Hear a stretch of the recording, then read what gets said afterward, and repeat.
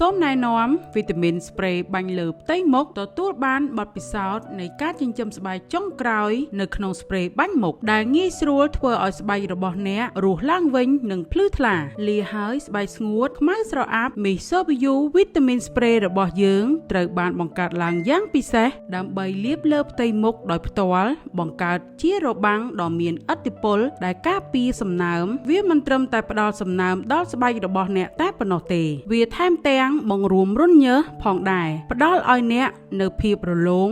និងភ្លឺថ្លាជាងមុនផ្សំឡើងដោយវីតាមីនសំខាន់ស្